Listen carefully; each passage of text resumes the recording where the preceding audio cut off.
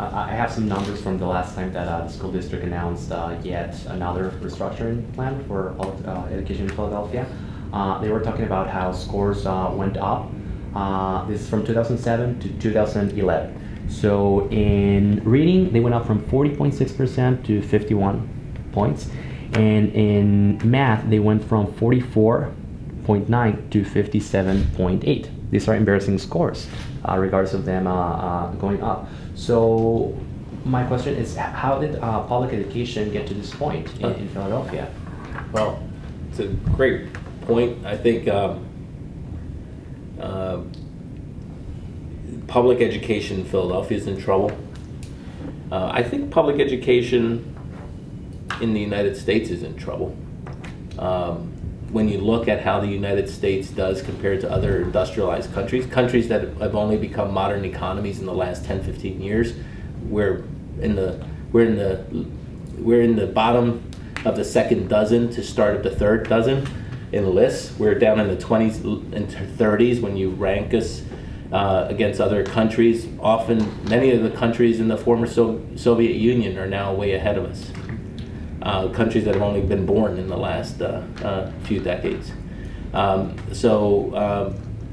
is that I think other countries and other places have been faster to appreciate that the future is going to depend on knowledge. We're now in a moved from economies based on muscle to economies based on brains and information. So I think that the systems that we have, that we built for public education, were built for an industrial age that doesn't exist anymore. In Philadelphia, in particular, you have a convergence of several things. One is, I think when it comes to public education, you have to start with high expectations, high standards, appropriate supports. You have to measure, you have to have assessments, and then you have to hold people accountable. And in every one of those, I think we've been in the city and the district, we as a community have been inconsistent. There's a new set of academic standards coming out across the country called the Common Core Standards, which is a lot more, I think, will show more the differences and strengths and weaknesses across the country, across districts, because they're more based on what students can actually do. They're going to be a lot more rigorous. So I think increased standards is very important. A weight that I feel that comes with it is that I believe the most underserved community in Philadelphia is the Latino community, and I think the most underserved children in the city are Latino children. 40% of Latino males that enter 9th grade graduate. 6 out of 10 don't. In the school district, 6 out of 10 students graduate here, and for Latino males, 4 out of 10 graduate. And many of them are in the judicial system.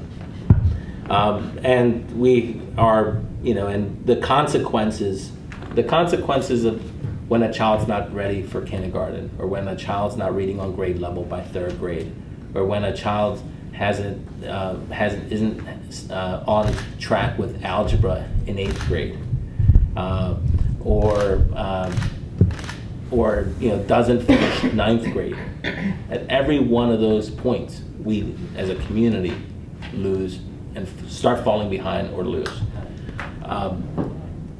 And in terms of what do I think of children getting scholarships to go to school, I think that's a good thing. I went entirely through, my siblings all went to St. Peter the Apostle for elementary school. I went all K to 8 in public school and went to Hunter, to Conwell, and then to Central.